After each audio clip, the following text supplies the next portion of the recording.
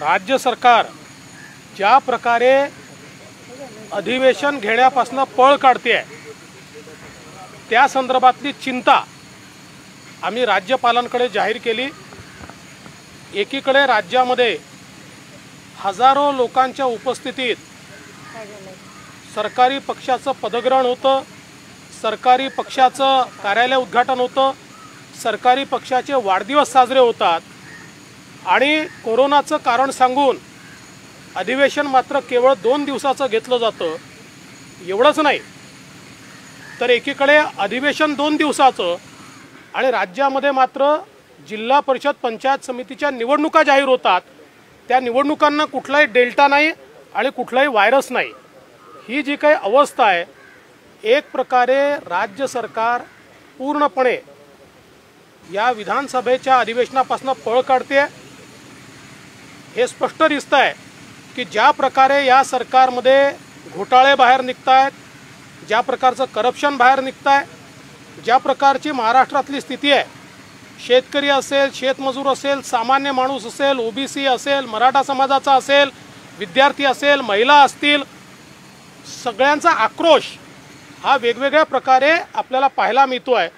आणि अशा परिस्थितीमध्ये हे अधिवेशन न घेणं हे अतिशय चुकीचं आहे, हे पळपुट धोरण आहे आणि म्हणून हे अधिवेशन त्यांना घ्यायला लावावं अशी विनंती आम्ही केली आहे। दुसरी विनंती आम्ही माननीय राज्यपाल महोदयांनाही केली आहे की संविधानाने जे नियम तयार केले आहेत त्या नियमाच्या अनुसार अध्यक्षाचं पद रिक्त झाल्यानंतर तात्काळ ते पद भरावं लागतं, ते रिकामं ठेवता येत नाही।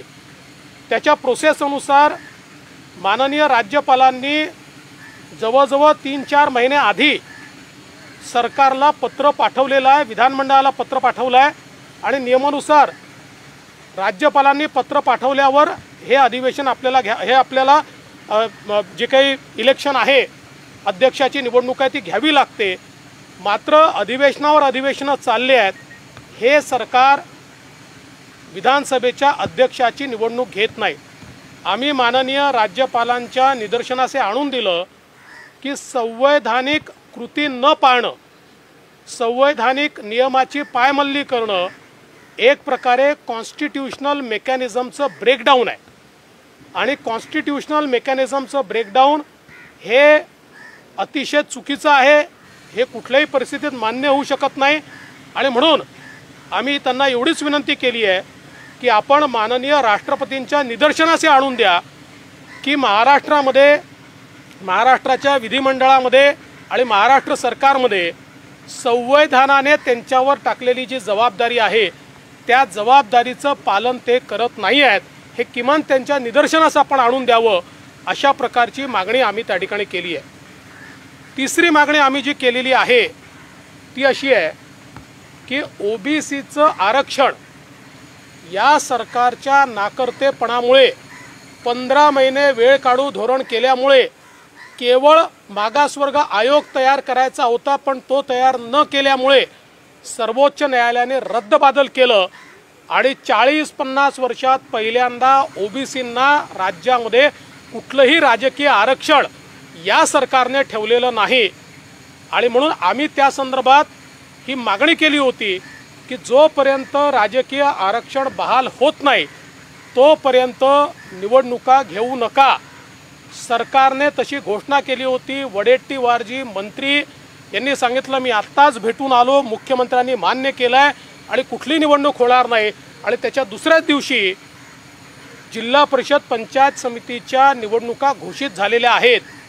म्हणजे आता पहिल्या टप्प्यात 5 जिल्हा परिषदा आणि त्याच्या अंतर्गत सगळ्या पंचायत समित्या याच्यामध्ये एकही ओबीसी करता राखीव जागा राहणार नाही। आणि आम्ही अतिशय स्पष्टपणे हे सांगितलेलं आहे, माननीय गव्हर्नर साहेबांनाही विनंती केली आहे, तात्काळ या निवडणुका पुढे करा। एकीकडे कोरोनाचं कारण देऊन तुम्ही जर अधिवेशन घेत नाही तर कोरोनात प्रचार करायचा कसा, कोरोनामध्ये सभा घ्यायच्या कशा, पुन्हा त्यांनी कोरोना वाढत नाही का, ही दुटप्पी भूमिका बंद करा। आणि अक्षरशः हा जो विश्वासघात ओबीसीच्या संदर्भात या राज्य सरकारने चालवला आहे तो बंद झाला पाहिजे। आणि माझं तर स्पष्ट मत आहे आणि मी आव्हान करू इच्छितो या राज्य सरकारमधले जे मंत्री ओबीसीचं हित आणि आम्ही त्याचे हितेशी आहोत अशा प्रकारे बोलतात, त्या सगळ्यांना आता हा चॅलेंज आहे, त्यांना हे आव्हान आहे. राज्य सरकारकडे अधिकार आहे, त्यांनी राज्य सरकारकडनं आता कृती करून दाखवली पाहिजे आणि हे ज्या निवडणुका आहेत या पोस्टपोन केल्या पाहिजेत. आणि जोपर्यंत ओबीसीचं राजकीय आरक्षण बहाल होत नाही तोपर्यंत या निवडणुका घेण्यात येऊ नये. आमचे अध्यक्ष चंद्रकांतदादा पाटील आणि आमच्या कोर कमिटीशी मी चर्चा केली आणि आम्ही हा निर्णय केला आहे की या संदर्भात आम्ही आंदोलन तर करणारच आहोत, पण तरीही या सरकारचा डाव असेल की हे निवडणुका झाल्याच पाहिजे, तर भारतीय जनता पार्टी या सगळ्या जागांवर केवळ आणि केवळ ओबीसी उमेदवार लढवेल. दुसरा कुठलाही उमेदवार आम्ही लढवणार नाही. जिंकलो तरी हारलो तरी आम्हाला परवा नाही. आम्ही त्या जागा ओबीसी करता आरक्षित आहे असं समजून आम्ही केवळ ओबीसी उमेदवार त्या ठिकाणी लढवू. पण ही ओबीसीच्या आरक्षणाची लढाई आता जोपर्यंत ओबीसींना राजकीय आरक्षण मिळत नाही तोपर्यंत भारतीय जनता पक्ष शांत बसणार नाही.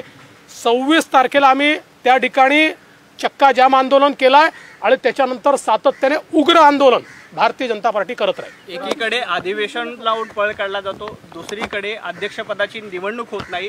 विस्कळीत असलेला सत्ताधारी पक्ष आणि मजबूत असलेला विरोधी पक्ष याच्यामुळे ही भूमिका होते असं वाटतं मला. 100% आज विरोधी पक्ष ज्या प्रकारे एखादा विषय लावून धरतोय, ज्या प्रकारे सत्तारूढ पक्षाला एक्सपोज करतोय आणि त्याचवेळी सत्तारूढ पक्षाला भीती आहे, कारण त्यांचे आमदार जे आहेत हे सरकारवर नाराज आहेत. मंत्री मस्त आणि आमदार पस्त अशा प्रकारची अवस्था या महाविकास आघाडी सरकारमध्ये पाहायला मिळते. त्यामुळे त्यांना भीती वाटते की कदाचित हा आपल्या आमदारांचा संताप अध्यक्षाच्या निवडणुकीत व्यक्त झाला तर आपली काय अवस्था होईल, या भीतीमुळे ते अध्यक्षाची निवडणूक घेत नाही. तुम्ही आता राज्यपालांना विनंती केली आहे, हजारोंची गर्दी बघायला मिळते, कोणतीही कारवाई होत नाही. मात्र तेच नेते राज्याला संबोधित करत असताना सोशल डिस्टन्स पाळण्याचा नियम शिकवतात, मात्र शेतकऱ्यांच्या प्रश्नावरती अधिवेशन घेत नाही. असं आहे की आज आपण बघितलं असेल तर शेतकऱ्यांची अवस्था अत्यंत वाईट आहे. विम्याचे पैसे मिळालेले नाही, दुधाचे भाव ऑल टाईम खाली आहेत. 15 रुपयाला आणि 16 रुपयाला दूध विकावं लागतं आहे. आमच्या काळामध्ये 750 कोटी रुपये आम्ही त्या ठिकाणी शेतकऱ्यांना देऊन दुधाचा भाव 25 रुपयावर स्थिर केला. पण आता मात्र सरकार त्याच्याकडे पाहायला तयार नाही आहे. एकीकडे धान उत्पादक शेतकऱ्याला मदत मिळत नाही आहे, दुसरीकडे केळी उत्पादक शेतकऱ्याची अवस्था वाईट आहे, कोकणातल्या आंबा उत्पादक शेतकऱ्याची अवस्था वाईट आहे. आज शेतकऱ्यांचे विजेचे कनेक्शन कापले जातात, जे 5 वर्षात हे पाप आम्ही कधी केलं नाही, ते पाप या ठिकाणी या सरकारच्या माध्यमातून होतो आहे. पण हे सगळे विषय आम्ही विधानमंडळात मांडू या भीतीनं हे सरकार अधिवेशन घेत नाही. सगळ्यात तर महत्त्वाचं असं आहे की ओबीसी समाजाच्या नेत्यांनी आणि मराठा समाजाच्या नेत्यांनी मागणी केली होती की त्यांच्या आरक्षणावर 2 दिवसाचं अधिवेशन घेतलं जावं. त्याला मात्र अक्षरशः त्यांच्या तोंडाला पानं पुसण्याचं काम आम्ही तुम्हाला या ठिकाणी मानतही नाही आणि तुमची दखल देखील घेत नाही, हे दाखवण्याचं काम या ठिकाणी सरकारने केलं. महाविकास आघाडीमध्ये सातत्याने विसंवाद आढळून येतो आणि जितेंद्र आव्हाडांचं जर आपण काल बघितलं त्यांची नाराजी दिसून आली. नाणारवर जे आहे ते विसंवाद दोन्ही पक्षामध्ये आढळून येतो. सर एकूण काय सांगाल? स्वतः पवारांनी त्याचं उद्घाटन केलं होतं, जागा दिल्यानंतर परत माघारी यावं लागतंय, स्थगित द्यावं लागतं, मुख्यमंत्र्यांनी स्टे दिलाय. असं आहे की या संदर्भात मला याची कल्पना नाही की मंत्र्यांनी या संदर्भात मुख्यमंत्र्यांची परवानगी घेतली होती की नाही. खरं म्हणजे अशा प्रकारची स्थगिती ही नसती आली तर अधिक चांगलं झालं असतं. पण या राज्य सरकारमध्ये कुरघोडीचं राजकारण आहे. प्रत्येक पक्ष आपल्या पक्षापुरतं विचार करतो आहे, आपल्या नेत्यांपुरतं विचार करतो आहे, जनतेचा विचार कोणीच करत नाही आहे. आणि म्हणून मी पहिल्या दिवशीपासून सांगतो, अंतर्विरोधानं भरलेलं सरकार हे फार काळ चालत नसतं. यांचा अंतर्विरोध हा पूर्णपणे दिसतो आहे. आज केवळ सत्तेच्या गुळाला चिपकलेले मुंगळे अशा प्रकारची अवस्था आपल्याला महाराष्ट्रात दिसते आहे. परंतु हा सत्तेचा गुळ किती दिवस पुरेल हे मला माहिती नाही.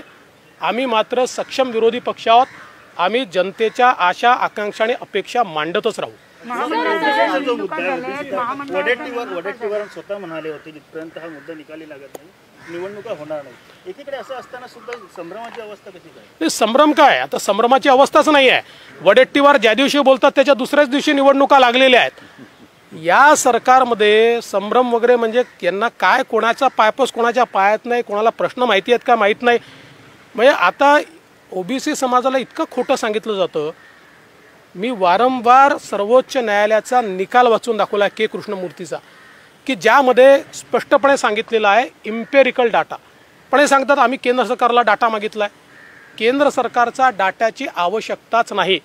आणि केंद्र सरकारचा जो डेटा आहे त्याही संदर्भात सांगतो, 2011 साली UPAच्या सरकारमध्ये झालेली सामाजिक आर्थिक पाहणी ही जी होती याच्यामध्ये UPAच्या सरकारने 2013 साली हा निर्णय घेतला की यातली सामाजिक पाहणी ह्या मी फ्रीज करतोय, कारण त्याच्यामध्ये चुका आहेत. आणि आर्थिक पाहणी देतोय त्यानुसार आर्थिक पाहणी ही पूर्णपणे नावांसहित गावांसहित राज्य सरकारकडे आहे.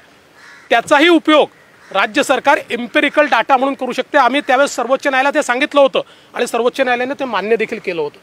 त्यामुळे दिशाभूल करायची, विसंवाद या ठिकाणी करायचा आणि ओबीसींना अक्षरशः या ठिकाणी मूर्ख बनवण्याचं काम हे सरकार करत आहे. पण या राज्यातला ओबीसी हे सहन करणार नाही. त्यांना हे समजतं आहे यांचं काय चाललं आहे आणि हा उद्रेक राज्य सरकारला महाग पडेल.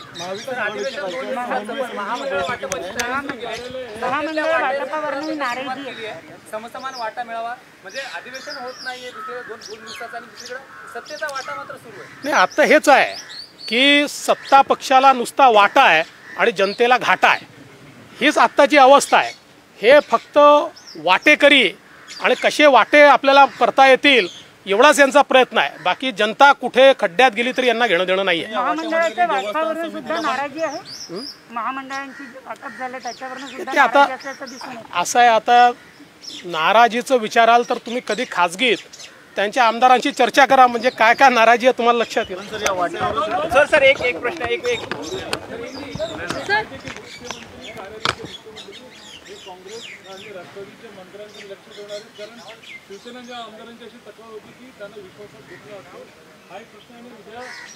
प्रदेश कार्यकारिणीची बैठक आहे. उद्याची प्रदेश कार्यकारिणीची जी बैठक आहे त्याच्यामध्ये आम्ही जी काही आमची पुढची दिशा आहे ती दिशा ठरवणार आहोत.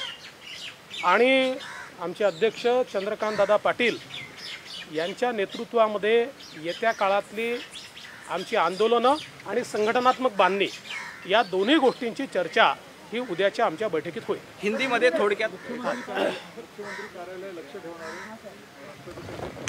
नाही, मुख्यमंत्री कार्यालय लक्ष ठेवणार असेल तर फारच चांगलं आहे. त्यांनी लक्ष ठेवलंच पाहिजे, कारण एकेका खात्यामध्ये काय काय होत आहे हे त्यांनी लक्ष ठेवलं नाही तर आम्हाला विधानसभेत मांडावं लागतं, आम्हाला ते जनतेसमोर आणावं लागतं.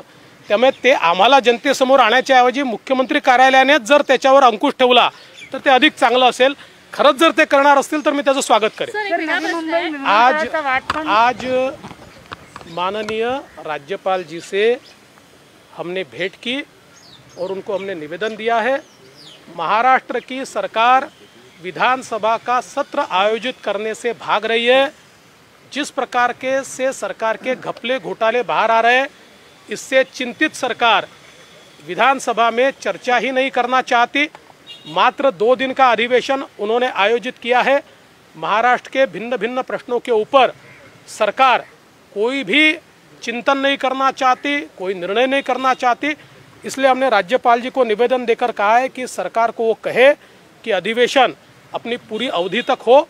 साथ में हमने ये भी निवेदन किया है कि महाराष्ट्र में विधानसभा के अध्यक्ष का पद ये कई महीनों से खाली है. नियम के अनुसार राज्यपाल जी ने पत्र दिया, उसके बावजूद उसको बाजू में रखकर कारोबार चल रहा है. ये संविधान के विरोध में कार्यक्रम, ये सारा कार्यक्रम चल रहा है. संविधान ने जो सरकार के ऊपर और विधानसभा के ऊपर जिम्मेवारी दी है उस जिम्मेदारी को एक प्रकार से पूरे तरीके से धता बताकर और इस प्रकार का कार्य ये इनकी ओर से चल रहा है. और इसलिए हमने राज्यपाल जी को निवेदन किया है कि आप एक रिपोर्ट राष्ट्रपति जी को भेजें कि यहाँ पर जो संवैधानिक जो प्रक्रिया है उसको पालन उसका नहीं किया जा रहा, संवैधानिक प्रक्रिया यहाँ चरमरा रही है। इस प्रकार की मांग हमने की है। तीसरी मांग हमने ये भी की है कि ओबीसी का जो आरक्षण है वो महाराष्ट्र सरकार के कारण वो आरक्षण खत्म हुआ है और अब सरकार ने तुरंत चुनाव लगाए हैं। जब तक ओबीसी का आरक्षण बहाल नहीं होता तब तक महाराष्ट्र में चुनाव न हो, ये मांग हमने की है।